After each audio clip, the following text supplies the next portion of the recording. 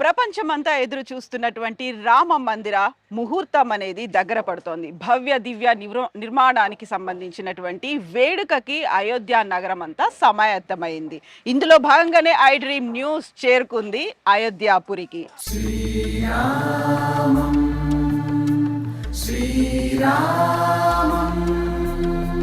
మనం మాట్లాడుకోబోతున్నాము Anuradha timbers international సంబంధించి. ఇక్కడ అయోధ్య రామ మందిర నిర్మాణంలో భవ్య దివ్య నిర్మాణంలో భాగంగా వాళ్ళు నిర్మించినటువంటి మహాద్వారాల గురించి మనం మాట్లాడుకోబోతున్నాం. సో చక్కటి పెద్ద పెద్ద ద్వారాలు అయితే మనం చూసాము, మీకు కూడా చూపించబోతున్నాం. వాటి మీద చక్కగా చెక్కారు అనమాట. రకరకాల శిల్పకళాకారులు అందరూ ఇక్కడికి వచ్చి వాటి మీద చక్కటి శిల్పాలను చెక్కారు. అవన్నీ మనం ఇవాళ ఐ డ్రీమ్ ప్రేక్షకులకి దగ్గరుండి చూపించబోతున్నాము.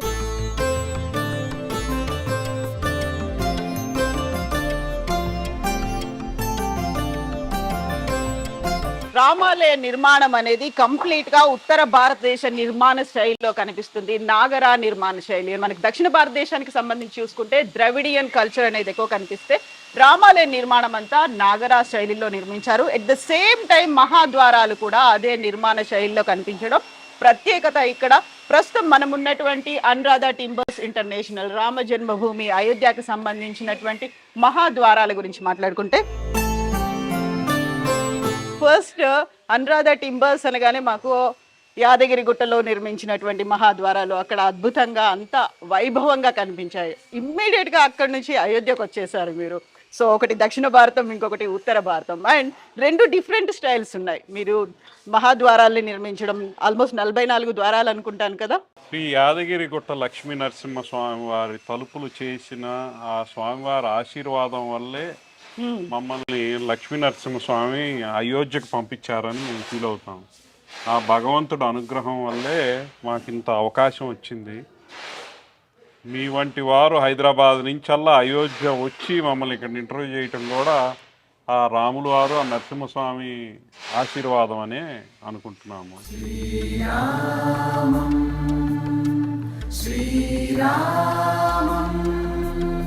మీరు చేస్తున్న ఈ చక్కటి పనికి దేశవ్యాప్తంగా మీ వైపే చూస్తున్నారు సార్.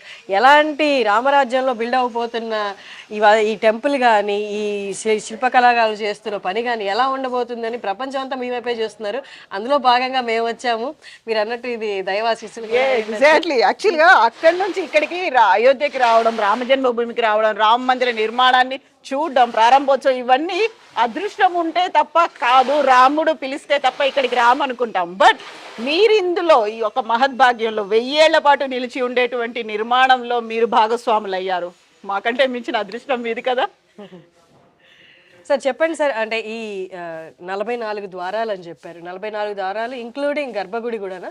గ్రౌండ్ ఫ్లోర్లో 18 తలుపులు, ఇందులో 14 బంగారు తాపడం జరుగుతుంది. ఇప్పుడు ప్రాణ ప్రతిష్టకు సంబంధించి మేము ఫిక్సింగ్ రేపటి నుంచి మొదలు పెట్టేస్తున్నాము. ఆఖరి ఘట్టం అది. బంగారం సెక్యూర్డ్ వేర్ హౌస్లో ఇప్పుడు బిగిస్తున్నారు. రేపు మధ్యాహ్నం 3:30 నుంచి మేము గుడి లోపల పర్మనెంట్గా తలుపులు బిగించేస్తాము. అందుకనే బాగా పని ఒత్తిడిలో ఉన్నాము.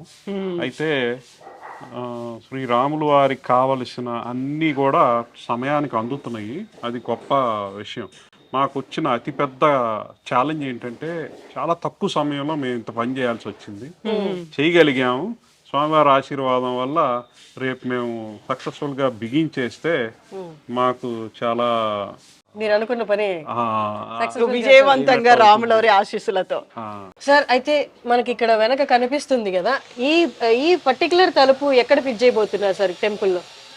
ఇవి మండపాల్లో వస్తాయి. ఇదే డిజైన్. సుమారు 12 తలుపులు ఇటువంటి నగిషీలతో గుడి చుట్టూతా ఉన్న అన్ని మండపాలు, ద్వారం, లోపలికి వెళ్ళే దారి, గుడి మండపం, నృత్య మండపం, ఈ మండపాలన్నిటికీ కూడా ఈ తలుపే వస్తుంది. ఇదే డిజైన్ రకరకాల ఎత్తులు, రకరకాల వెడల్పుల్లో తయారు చేశాము. ఎక్కడ ఉన్న ద్వారం దగ్గర ఉన్న ఓపెనింగ్ను బట్టి ఇది డిజైన్ ప్రకారం ఇదే డిజైన్ రిపీటెడ్గా వస్తుంది. ఇప్పుడు ఇది ఈ పర్టికులర్ తలుపు సార్ అంటే ఎక్కడ వస్తుంది? ఏ టెంపుల్కే వస్తుంది? టెంపుల్ ఫిట్టింగ్ అనేది లోపల మండపం తలుపు, మండపం తలుపుకి. సార్ దీని హైట్ ఎంత ఉంది సార్? ఇది 9 అడుగులు 9 అంగుళాలు ఎత్తుంది, సుమారుగా 5 అంగుళాల మందం. రకరకాల వెడల్పుల్లో ఈ తలుపులు మేము తయారు చేసాం. అన్నిటికీ సేమ్ ఇలాగే గజరాజులు వచ్చేటట్టు, గజరాజులు, పద్మం, దేవతామూర్తులు, నగారి శైలు లతలు, ఇవన్నీ కూడా దీనిలో చెక్కించడం జరిగింది.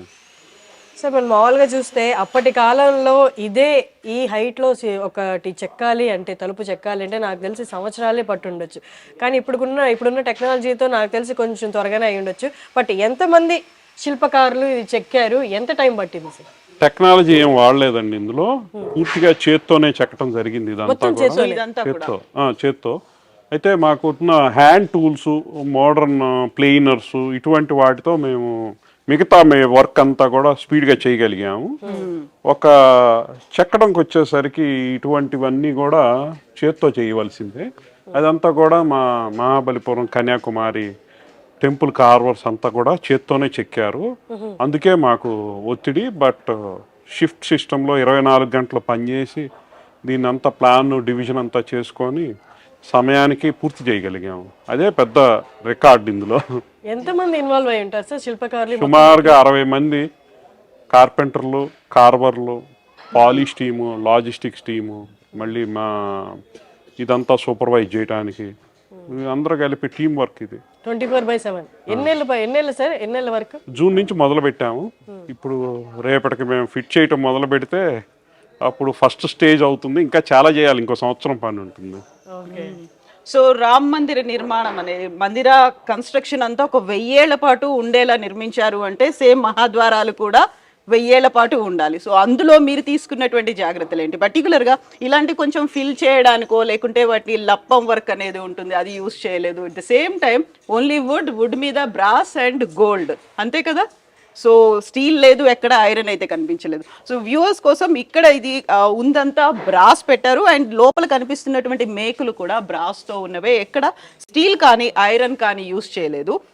వీటిని ఫిట్ చేయడానికి యూస్ చేస్తున్నారు. అట్ ద సేమ్ టైం దీని కంప్లీట్ అయిన తర్వాత మొత్తంగా బంగారు పూత కూడా ఉండబోతోంది. సో అదేం టఫ్ టాస్క్ అనిపించలేదా మీకు? ఇప్పుడు పురాతనమైన పద్ధతిలోనే ఈ ద్వారాలు చేయటం జరిగింది. ఎందుకంటే బేసిక్గా మేము అత్యంత క్వాలిటీ కర్ర వాడాము. ఎందుకంటే తర్వాత ఒకసారి భక్తులు గుళ్ళోకి వెళ్ళాక ఏ రోజు కూడా దాన్ని తీయటానికి, మెయింటైన్ చేయడానికి కూడా కుదరదు. అందుకని ఒక 1000 సంవత్సరాలు ఉండే విధంగా వుడ్ మొత్తం హై క్వాలిటీ సెలెక్ట్ చేసాము. బలార్షా నుంచి టీక్ వుడ్. బలార్షాలో వచ్చిన టీక్ వుడ్ని మేము ప్రతి పీసు కూడా ఇటువంటివన్నీ సింగిల్ పీసులు సెలెక్ట్ చేసి జాగ్రత్తగా క్వాలిటీ మెయింటైన్ చేసాము. ఆ తర్వాత ఈ చెక్కడం కూడా చాలా ఫైన్గా చేత్తో చెక్కడం జరిగింది. ఈ మెటీరియల్ అంతా కూడా ఒక 1000 సంవత్సరాల పాటు ఏమీ చెక్కు చెదరకుండా ఉండే విధమైన క్వాలిటీలు మేము సెలెక్ట్ చేసి ఇందులో పెట్టడం జరిగింది. సో బలార్షా నుంచి టేకు అనేది తీసుకున్నప్పుడు ఒక ఫైన్ క్వాలిటీ ఉండాలి అంటే ఎన్నేళ్ల చెట్టు అది? టేకు అనేది 1000 ఏళ్ల పాటు నిలవాలి అంటే అంత దృఢత్వం ఉండాలి కదా ఆ టేకు కూడా. 80 నుంచి 100 సంవత్సరాల వయసు ఉన్న, ఇంకా ఎక్కువ ఉన్న చెట్లు దొరికితే బాగుండు, కొన్ని దొరికాయి. 80 నుంచి 100 సంవత్సరాల వయసు ఉన్న చెట్లు, అందులో కూడా ఒక 100 చెట్లు ఉంటే 100 మొద్దులు అనాలి. మేము చెట్లు అనకూడదు, మేము చెట్టు కొట్టలేదు. 100 మొద్దుల్లో నుంచి ఒక 20 మాత్రమే సెలెక్ట్ చేసి ఆ 20లో కూడా ఒక 20% మెటీరియల్ మాత్రమే ఈ గుడికి వాడటం జరిగింది. ఓకే. సో మనం ఇంతకుముందు మాట్లాడుకున్నట్టుగా ద్రవిడియన్ స్టైల్కి నాగరా స్టైల్కి కూడా డిఫరెన్స్ అనేది ఉంటుంది. మనకి ద్రవిడియన్ స్టైల్లో ఎక్కువగా పద్మాలు కనిపిస్తాయి అండ్ దశావతారాలు కనిపిస్తూ ఉంటాయి. ఇక్కడ మాత్రం దేవతామూర్తులు ఉంటారు, బట్ లతలు, పువ్వులు ఇవి ఎక్కువ ఉంటాయేమో, అంతేనా? అవునండి. ఇప్పుడు భారతదేశం అంతా రకరకాల శైలిలో, నగారా, ఉత్తర భారతం అంతా నగారా శైలి, దక్షిణ భారతం అంతా ద్రవిడ శైలి, అట్లాగే ఒరిస్సా కోనార్క్ సూర్య దేవాలయం, జగన్నాథ మందిరం, ఇవన్నీ కూడా వేసారి శైలి. ఇప్పుడు మాకు ఏ పని ఇస్తే అది చేయాల్సిన బాధ్యత మా మీద ఉంది కాబట్టి ఈ డిజైన్లన్నీ కూడా చంద్రకాంత్ సోంపుర ఆర్కిటెక్ట్ వాళ్ళు ఎన్నో సంవత్సరాల క్రితం ఈ గుడికి సంబంధించిన అన్ని డిజైన్లు గీసి ఫైనల్ చేసేసారు. ఈ సుప్రీంకోర్టు తీర్పు వచ్చాయి కానీ మళ్ళీ మమ్మల్ని ఐడెంటిఫై చేసినప్పుడు మాకు ఈ పని అంతా కూడా ఈ డ్రాయింగ్స్ అన్నీ ఇష్యూ చేసింది ఆ ఆర్కిటెక్ట్ ఇచ్చిన డ్రాయింగే ఫైనల్గా టాటా, ఎల్ఎన్టీ, అయోధ్య ట్రస్ట్ వీళ్ళందరూ కూడా అప్రూవ్ చేసి మళ్ళీ మాకు ఇచ్చిందే యాజ్ ఇట్ ఈస్గా మేము ఇంత మార్పు కూడా లేకుండా చెక్కించడం జరిగింది. యాజ్ ఇట్ ఈస్ గా అవే డిజైన్స్ రూపొందించాలి. అయితే ఇప్పుడు రామ మందిర నిర్మాణం ఎంత ప్రతిష్టాత్మకంగా ఉందో వాటికి సంబంధించినటువంటి మహాద్వారాలు ఇవన్నీ నిర్మించడానికి కూడా పెద్ద ఎత్తున టెండర్లు వచ్చి ఉంటాయి. అక్కడే ఫుల్ కాంపిటీషన్ అనేది కనిపించి ఉంటుంది కదా. భగవంతుడు అనుగ్రహం అనుకోవాలి. భారతదేశంలో ఎన్నో కంపెనీలు ఎంతో మంది ఉన్నారు. అయితే మేము చేసిన పాత పనులు చూసి మాకున్న ఈ ఇంట్రెస్ట్ పర్టికులర్గా మేము ఎంతో ప్యాషనేట్గా చేయటం అనేది వాళ్ళు అబ్జర్వ్ చేసి మళ్ళీ మాకున్న టీం వీళ్ళందరినీ చూసి ఇంటర్వ్యూ చేసి మమ్మల్ని సెలెక్ట్ చేశారు. సరే, ఒక్కొక్క తలుపు ఎంత వెయిట్ ఉంటుంది? సుమారుగా 800 నుంచి 1000 కిలోల బరువు ఉంటుంది. పెద్దవి, చిన్నవి ఒక 500-600 కిలోలు ఉంటాయి. ఓకే సార్, మీ వెనక కనిపిస్తుంది కదా ఆ తలుపుకి ఈ పర్టికులర్ డిజైన్ ఫైనలైజ్ చేయడానికి మామూలుగా బ్లూ ప్రింట్స్ 3-4 తీసుకొని ఉంటారు కదా, డిజైన్ ఇదా అని. అలా ఎన్ని డిజైన్స్ తర్వాత ఇది ఫైనలైజ్ అయ్యింది సార్ మీ వెనకాల ఉన్న తలుపు? ప్రతి డిజైన్కి ఎంతో లోతైన చర్చ జరుగుతుంది, ఎంతో లోతైన రీసెర్చ్ జరుగుతుంది. ఒక డిజైన్ అప్రూవ్ అవ్వటం అనేది చెక్కినంత పని. అంతమంది టీమ్ మెంబర్స్ ఒక డిజైన్ అప్రూవ్ చేయడానికి ఈ గుళ్ళో ఇదొకటే కాదు, ఏది చేయాలన్నా కూడా చాలా పెద్ద టీమ్స్, భారతదేశంలో ఉన్న అత్యంత స్కిల్డ్ పీపుల్ అందరూ కూడా ఇందులో ఇన్వాల్వ్ అయి ఉన్నారు. వాళ్ళందరూ అప్రూవ్ చేశాక మళ్ళీ మాకేదన్నా మార్పులు చేర్పులు పోయి కాలు ఇలా ఉండాలి అని మేము మళ్ళీ గీసి పంపితే అది మళ్ళీ ఆ ప్రాసెస్ ప్రకారం వెనక్కి వెళ్ళి ఫైనల్ అప్రూవ్ అయ్యి మాకు వస్తేనే మేము మార్పులు చేయడం జరిగింది. చేసాం అలా కొన్ని. ఓకే, అంటే ప్రతి తలుపుకి ఏదైనా స్టోరీ నెరేట్ చేస్తుంది. నార్మల్గా చాలా గుళ్ళలో మనం చూస్తుంటాం ఒక్కొక్క స్తంభం ఒక్కొక్క స్టోరీ నెరేట్ చేస్తుంటాం. అలాగే ఈ తలుపుల ద్వారా కూడా ఏదైనా చెప్పాలి అనుకున్నారా, లేకపోతే ఓన్లీ స్వాగతం పలుకుతున్నట్టు పలకడం కోసమే అంటారు? ఇప్పుడు తలుపు తీసినప్పుడు గజరాజులు స్వాగతం చేస్తున్నట్టు, దేవతామూర్తులు నమస్కారం చేస్తున్నట్టు, లతలు, పువ్వులు, అల్లికలు ఇదంతా కూడా మన భారతీయ సాంప్రదాయ స్వాగత ప్రతీకలు. ఇవన్నీ కూడా స్వాగతం పలుకుతున్న తలుపుల కింద మనం భావించవచ్చు. మీకు ఆ తలుపు వెనక పైన పార్ట్ ఉంది కదా సార్, అది కిటికీలా కనిపిస్తుంది. ఒక్కసారి ఆ డిజైన్ గురించి ఎక్స్ప్లెయిన్ చేస్తారా, ఆ స్టైల్ గురించి? హిందీలో జరోకా అంటారు. ఆ జరోకా శైలి నిర్మాణం ఇది చాలా ఫైన్గా కార్వ్ చేశాక ఈ పువ్వుకి చిన్న కనెక్షన్ పెట్టి మిగతా ఏరియా అంతా కూడా మేము చెక్కి తీసేయటం జరిగింది. ఈ మొత్తం డిజైన్లో ఇది అత్యంత కాంప్లికేటెడ్ కార్వింగ్ కింద లెక్కేయచ్చు. చాలా ఫైన్గా చేసాము, అది బాగా కుదిరినందుకు నాకు సంతోషంగా ఉంది. సో ఒక్కొక్క బ్లాక్ అనేది డిఫరెంట్ గా ఉంటుంది కదా, వాటన్నిటిని సపరేట్ గా డిజైన్ చేసి కార్వ్ చేసిన తర్వాత తీసుకొచ్చి ఇక్కడ వీటిని ఫిక్స్ చేస్తారు? లేదండి, ఇప్పుడు ఇక్కడ నుంచి అక్కడ వరకు సింగిల్ పీసు. ఓకే, ఈ పువ్వుకి మీకు కనపడపోయినా ఇది కనెక్షన్ ఉంది. మీరు ఇక్కడ అబ్జర్వ్ చేస్తే ఇది దీనికి పట్టుకొని ఉంది, దీన్ని పట్టుకొని ఉంది. అయినా కూడా దూరం నుంచి చూస్తే విడిగా పువ్వు పెట్టినట్టుగా కనిపిస్తుంది. ఇదంతా కూడా స్కిల్డ్ గా చెక్కడంలో వచ్చిన క్వాలిటీ. అది ఒక్క మిస్టేక్ ఎక్కడైనా పోయింది అనుకోండి, మొత్తం అంతా డోర్ అంతా వేస్ట్ అయిపోతుంది కదా. అలా వేస్ట్ అయ్యాయండి అంటే ఎంత వరకు చెక్క అలా వేస్ట్ అయ్యి ఉండొచ్చు? అదృష్టవశాత్తు పెద్దగా లేవు. సో దేవుడి పని అవును. సో అక్కడ మనకు చిత్తశుద్ధి, సంకల్ప శుద్ధి ఉంటే అన్ని అలా క్లియర్ అయిపోతాయి అంటారు కదా. నేను ఇప్పుడు అడిగిన దానికి సో ఇది కావచ్చు ఒక ఎగ్జాంపుల్. అంటే ఇక్కడ ఇది ఒక బేస్ ఉంది, ఆ తర్వాత దీన్ని ఫిక్స్ చేసి ఉంటారు అంతేనా, లేకుంటే మొత్తం ఒకే బ్లాక్ ఇదంతా కూడా? బ్యాక్ ప్యానల్ అంటారండి. ఇప్పుడు మన దేవాలయ తలుపులన్నిటికీ కూడా బ్యాక్ సైడ్ ఒక ప్యానల్, అంటే బరువు అంతా కూడా బ్యాక్ ప్యానల్ మీద ఉంటుంది. ఆ బ్యాక్ ప్యానల్ వచ్చి 2.5 అంగుళాలు నిలువు, ఎక్కడా జాయింట్ లేకుండా ఫుల్ లెంత్ హైట్ పీసెస్ వాడతాము. ఆ పైన ఉన్నది ఇప్పుడు ఈ కనపడే ఈ నగిషి అంతా కూడా ఈ చెక్కడం అనేది ఫ్రంట్ ప్యానల్. అంటే ఇది వేరుగా ఇంకొక పీస్, ఇదంతా కూడా దాని మీద మేము ఫిక్స్ చేయటం జరుగుతుంది. ఓకే, ఆ ఫిక్సింగ్ కూడా వాడిన మెటీరియల్ కేవలం కలప మాత్రమే, కలప మాత్రమే. ఇంకా అందులో నో ఫారిన్ మెటీరియల్ అనేది అసలు ఏది వాడలేదు ఇంకా. అంటే ఇనుము, స్టీలు అవి వాడలేదు. బ్రాస్ వాడతాము, వుడ్ జాయినరీ ఎక్కువ వాడు. Okay, yes. ఇప్పుడు గర్భగుడి ద్వారాలు అయితే ఆల్రెడీ టెంపుల్కి వెళ్ళిపోయాయి. ఇప్పుడు అక్కడ ఒక్కసారి ఆ డిజైన్ గురించి ఎక్స్ప్లెయిన్ చేస్తారా? గర్భగుడి ద్వారాల డిజైన్ గురించి, శైలి గురించి. మయూరం అన్ని గర్భగుడి తలుపులు 12 అడుగులు ఎడల్పు, 9 అడుగులు ఎత్తు, ఫోల్డింగ్ మోడల్లో ఆ డిజైన్ చేయడం జరిగింది. ఎందుకంటే మిగతా గుళ్ళల్లోకి ఇప్పుడు కట్టే మోడర్న్ గుడికి భక్తులు విపరీతంగా వస్తే దర్శనం చేసుకోవటానికి స్వామివారి తలుపు వెడల్పు ఉండాలి అనే ఆలోచనతో వాళ్ళు అంత పెద్ద డిజైన్ పెట్టారు, అంత వెడల్పు పెట్టారు. 12 అడుగులు వెడల్పు ఫోల్డ్ అయ్యే విధంగా తలుపు తయారు చేశాము. ఆ తలుపుకి 5 అంగుళాల మందం పూర్తి బంగారం ప్లేటింగ్ జరగబోతుంది. సో బంగారు ప్లేటింగ్ కూడా అనురాధ టింబర్స్ మీరే చేస్తున్నారు? మేము బంగారం వాళ్ళు కలిసి కోఆర్డినేట్ చేసి చేస్తున్నాము. ఓకే, అది ఎక్కడ అండి బంగారం వాళ్ళు చేసిన వాళ్ళు? వాళ్ళు ఎక్కడ నుండి?